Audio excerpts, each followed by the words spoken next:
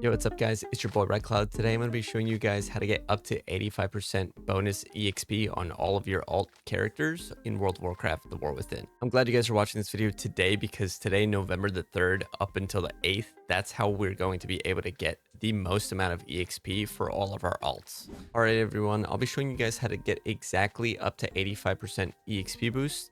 Now, if you are new to World of Warcraft, however, you will not be able to get up to 85%. Or most likely up to even 75% because it does require you to essentially go ahead and level up a few different characters all the way to 80.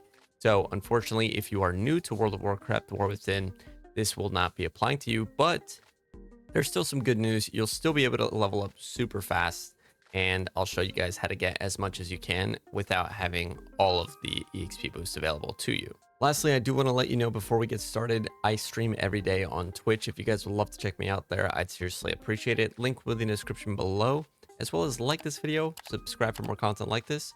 All right, guys, so we're going to start this the most accessible way first. So obviously, as soon as you log into WoW, there's already the WoW anniversary going on. Now, this EXP boost is giving us 10% additional experience and reputation gains.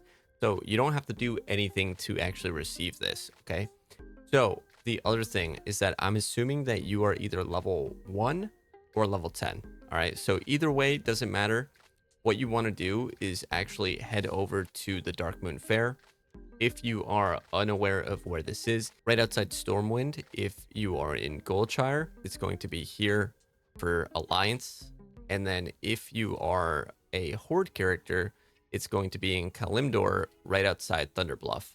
So Thunderbluff, Darkmoon Faire, and it is usually like right here, somewhere around here. Specifically, I'll show you guys a picture of that. Anyway, what we want to do is actually go to the Darkmoon Faire. Real quick, guys, by the way, if you are new to the game and you still can't find the other Darkmoon Faire entrances, what you can do is also go here, talk to the Darkmoon Faire Mystic Mage in Stormwind, and then also the same thing will be in Orgrimmar, Undercity, and other main cities. You can go ahead and right click it, and then it says take me to the fair staging area, and then you can go ahead and accept this quest too if you want. It costs 25 copper to do so, and then that'll teleport you to the Darkmoon Faire. All right, guys, so once you make your way inside the Darkmoon Faire, you want to head over to the ride. Okay, so the ride fair is right over here, and you need to talk to KT. So KT will sell you this ride ticket book for 1 gold. And for any reason, if you're brand new to the game and you don't have 1 gold, for example, feel free to maybe potentially just ask someone if they can give you 1 or 10 gold or something like that. People are very nice in World of Warcraft, and potentially they will give you it in case you don't have any. That's just obviously in case, but you go ahead and right click that book that you got, and that gives you a Darkmoon ride ticket. Come over here, ride the Darkmoon Faire carousel, and then once you have ridden it for maybe about like 15 seconds or so, something like that, you can go ahead and hop off of it. And then all of a sudden, you'll see up here, we've got another 10% EXP boost. So we've got the Darkmoon Carousel roller coaster EXP boost for an additional 10% EXP and reputation gains as well. So right now we're at 20%. Next thing you guys want to do is head over to Stormwind or the Undercity. If you are not sure where that is, Stormwind is the major city right here on the Eastern Kingdoms, and then Undercity is actually on the same side. So Undercity is right up here. Undercity is this place, and that's inside of Undercity. And then most places, like in Orgrimmar, there's a Zeppelin that takes you to Undercity that you can take from Orgrimmar to Undercity. There's also portals that can take you to Undercity as well. And the same thing for Stormwind. There's portals to Stormwind all the time and flight paths that take you there for free. And then what we want to do is actually go walk our way over to the center bonfire of this place. Outside of each of the cities is going to be this huge wicker man. So you actually want to just right click this bonfire. And then now that you've used it, you also get a bonus EXP that lasts 2 hours. It's called Unburdened. And for Horde, it's called Visage. and this lasts for 2 hours, and it is a 10% EXP buff. So this one does go away if you log out of your character, and there are some that don't, but this one does. So just be mindful of that. But yeah, it does last for 2 hours, and it gives an additional 10%. All right, guys, and the last 10% buff we're going to get is in Daenerys. So to get there, you need to go to your portal room and go to the portal of Caverns of Time.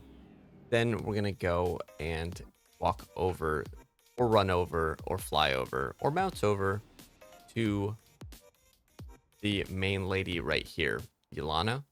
So Yelana has a quest above her. I already have the buff on my character. Blessings of the Bronze Dragonflight, experience rep gained by additional 10%. What you need to do is go ahead and accept the quest from her. And then once you're done with that quest, what you need to do is go around and participate in all of the event activities, whether that be story time, whether that be Mount Mania, the Fashion Frenzy, whether it's just talking to NPCs, doing the weekly quest here, and then answering the question. This is actually a daily question that you get. So, Chalice of Rebirth, what did Gul'dan offer? The Blood of Manaroth? Oh, let's go. And then we can go ahead and complete it. And I just leveled up doing that. Then with that process, when you're done filling up the gauge bar to actually complete that, you can go ahead and accept it and complete it. And it lasts for 12 hours. So that one does not go down in time. The duration does not expire when you are logged off. That one was made specifically so that you can do it once on your character and then never have to do it again after you're done hitting level 80. So that's why this buff is really cool. Alrighty, guys, and then the last 10% that you can get is from War Mode. So War Mode is something that you can enable only in main cities. It gives you an additional 10% EXP boost while you quest and do out of world activities. Okay, so this does not matter if you are in a dungeon. It does not matter if you are doing PvP in a instance at all. It only works by increasing quest rewards and experience by 10% and enabling PvP talents in the outdoor world. So you do not need this one, but technically if you are questing and doing a hybrid, questing and doing dungeons at the same time, yes, you can get that 85% EXP boost by having this one. So War Mode is not scary. Most people who are a high level don't usually kill lower level characters unless for some reason they just start like attacking them, or something like that. But most of the time, most higher level players do not usually kill like level 10 characters or anything like that. So use War Mode with your discretion, because these buffs, they do disappear if you die. The only one that doesn't is the Blessing of Bronze Dragonflight. That's the one that stays if you die. Okay, so this one dies when you die, and then this one disappears forever. I'm just kidding. It doesn't disappear forever, but it does disappear if you die. All right, guys, and the last 10% boost that I am aware of that sells this is in Zandalar. Let me know if there's an alliance version of this, because I do not know if there is. Literally, it is Warband. Okay, so if you have a Horde character, you can put this in your war bank and use this on an alliance character as well. It's called Draught of the 10 Lands. And what it does is increases your stats by 4 and experience by 10%. It lasts 1 hour, and it costs 5 of these honor-bound service medals. All right, and these are also Warband transferable. So this is only usable, though, if you are under level 49. Okay, so you cannot use this at level 50 or above, but you can use this at under level 49 or 50, technically. So that's very good. 10% gets us to that 85% threshold that we have been itching for this whole entire video. Definitely a very good, worthwhile thing. I personally do not have any of these since I didn't really play too much of BFA, so I don't have access to this. But I'm sure that if you actually wanted to grind these, you definitely could. I'm sure they don't require that much effort. By the way, just a tip, these honor-bound service medals, they're easily obtainable through a whole bunch of different things. It says that they are sought by professional Merkra, but they are essentially a badge of merit from the battlefields of Kultiras, Zandalar, and active war fronts. So if you guys need a link or suggestion on how to earn these in order to farm these, I'm going to leave a copy paste of where I found the information for these actual medals in the description of this video. All right, guys, and the last EXP boost that we're going to talk about is the Warband Mentored Leveling EXP boost. So how it works, essentially, you get 5% EXP per level 80 that you have, up to 5 of them. So that means that each one that you have that is level 80, you can get 5% EXP boost for, up to 25%. So with that being said, if you only have 2 level 80s, you will have a 10% EXP boost. 3, you get 15. 4, you get 20. And 5, you get 25. And if you have 0 of them, which means that you don't have a level 80 and you are new to World of Warcraft so far, or you are just coming back, that means that you will not have an additional 5% or 25%. So let's say hypothetically you're new to WoW or you're a returning player. The most amount of EXP that you can get is 50%. All right, so that is it. You can get it from the Unburdened, the Blessing of the Bronze Dragonflight, the Darkmoon Faire, the WoW Anniversary, and you can get it from War Mode. Okay, so that's 50% right off the bat, which, by the way, is an insane amount of increase. So it is a huge buff. And for example, me, I don't have the ability to buy those potions because I kind of don't want to go ahead and do all of that. So if you don't find that interesting, or you are an alliance only player and for some reason there's no potion that gives you that 10% EXP boost, then you'd be at 50%. And if you're a returning player and you had access to the Horde potion that we talked about earlier, you'll be at 60%. All right. And then the maximum that you can get if you don't have that potion, guys, will be 75%, and then 65% if you don't use War Mode. So me personally, I will not be using the potion, and I will not be using War Mode. So I'll be at 65%, which to me is more than enough, because I honestly have too many level 80s and I'm not in a rush to power level as much as possible. And with that being said, I'm going to get into the segment where we're going to talk about the fastest way to level if you have all of these buffs and you're ready to grind. So with that being said, what you want to do, if you are a tank, you are going to want to just completely spam time walking dungeons right now. They are the fastest way to level up. Zul'Farrak is unfortunately super long and annoying, but with that being said, most of the classic time walking dungeons give you an insane amount of EXP. We're talking like leveling from level 50 to like 56 in one dungeon, literally in like the span of like 15 minutes. So we're talking about multiple levels here. The EXP boost that you get at the end is multiplied as well. This does not factor into the actual total EXP. So when you level up, you'll be getting like 3 to 4 levels each actual dungeon. Towards the time where you hit level 60 to 65, that's when things will start to slow down a little bit. You'll be getting about 2 levels per dungeon. But up until then, you should be able to get at least 3 to like 4 levels, somewhere around per each dungeon. And then, yeah, essentially that's like the fastest way. For healers, you're also going to want to queue up as a healer and just spam dungeons. So as far as DPS goes, guys, unfortunately, we are at the end of the stick where it's not that fun to be at. But what we need to do is queue up for time walking dungeons as well. And then what you wanted to do is go ahead and complete as many of the simple quests you can in Tanaris, any of the weeklies or dailies or whatever. You want to go ahead and complete them. And then you want to talk to Chromie. So Chromie is right here. She has a bunch of different guides and suggested content that you can do. You can go ahead and do a time walking dungeon right here. You go just talk to Chromie and she'll give you a quest. And what I like to do personally, I really don't like stick to any campaign. Everything is scaled to you in WoW nowadays. So like, for example, you can go to Paralis, you can go to the Eastern Kingdoms, you can go to any zone and there will be quests for you to do. Start doing quests. The simple ones are easier, obviously, but that's not the point. You really just want to start doing quests to fill time while you are leveling.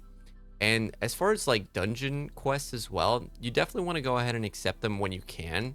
But if you can't get them done and you can't accept them, it's not a big deal. It's not the end of the world if you don't get the quest done, because you'll literally be doing classic dungeons for the majority of your time while you are leveling. So therefore, you don't really want to stress too much about like what quests you're doing, since what we're doing mainly is leveling through time walking dungeons. All right, guys, so that was level 1 through 70. That's all of the EXP buffs and all that stuff. I am actually not even going to put the EXP buff on this hunter. This guy's level 70, just hit him like level 40 to 70 on stream yesterday. What you want to do is, if you are brand new to World of Warcraft, unfortunately, you'll have to do the campaign. Not unfortunately, obviously, because you'll be enjoying it and it's going to be a great time, especially because, you know, WoW, the campaign is actually pretty good, this expansion. What you want to do if you are a fresh level 70, but you have a level 80 that's completed the campaign, you want to go ahead and skip the Dalaran sequence, go straight to Dornogal. And then what we're going to do is go talk to Bran real quick, and then adventuring in Khazalgar. Go to the scout map, pick any of these, doesn't really matter. As far as leveling goes, I'll just do like Isle of Dornogal and then go ahead and complete quest. So that's gonna pretty much have you start the campaign here, but that's not actually how I level all the way from 70 to 80. What I do from 70 to 80 is a bit different. All I do is just do the time walking dungeons when they're up. You can also do the actual normal regular dungeons. Currently, I don't have the item level to do it. It doesn't really matter to me. And then what I do is actually do delves. So you might be like, delves, that doesn't sound like it's efficient. It actually is super efficient, because delves are super hard to die in if you have Bran as a healer, and on your main character you probably have him at a higher level. So on your alt account, you will definitely not be able to die. And what we're doing is we're not doing anything like crazy. All we're doing is going to each of the main areas and accepting the quests for the delves. They give 90,000 EXP for each of the delves that you complete, by the way. So it's as much as a dungeon, but faster, and it's a quest. So you can do multiple of these without having to queue up and without having to really do anything except just do the dungeon. Not only do you get EXP for doing the actual delve, but you get to complete the bonus EXP for the quest as well. So you get a additional bonus for doing this the first time, and it doesn't matter what tier you do. It provides a significant increase to player experience. So what I do in each of the zones while I am queuing up for dungeons is I do the delves. So I will do a delve, complete the quest, do a dungeon. Delve, complete the quest, do a dungeon. And that is what I do from fresh level 70 to 80. And it's, to me, the most efficient way, because I don't have to go around and do all the quests over. However, it is sometimes worth it to do some of the quests if you are missing just a little bit of EXP. Like the Fly Racer world quests are really easy to do, even if you see like something like this where you only need to do a few little world quests. And why I suggest doing just only a few of them is because you get the caches. And the caches at level 80, you instantly have gear at level 80. So although this is only a leveling guide, you do effectively get like gear at level 80 as well, while simultaneously doing what I've been doing. And like I said, I have like 8 or 9 level 80s that I've just had before this entire event, and I leveled each of them faster than most of my friends are able to gear their characters to 610. I do have a lot of experience with what I'm talking about here, so definitely go ahead and do that, as well as try and complete as much of the world quests as possible. Well, alright guys, I hope this guide helps you out with obtaining as much EXP bonuses as humanly possible, as well as what I do to level up my alt characters in World of Warcraft: The War Within. I do believe that this is one of the fastest ways to level. Let me know if you guys have any helpful tips and tricks in the comment section below. I'd seriously appreciate it. Be sure to like this video, share it with anybody that it may benefit from watching, as well as come check out my stream. I stream every day on Twitch. If you guys have any questions, or if you guys want to just get to know me and hang out, or even just play with me, come let me know over on my Twitch stream. I hope you guys have a wonderful rest of your day. Peace out.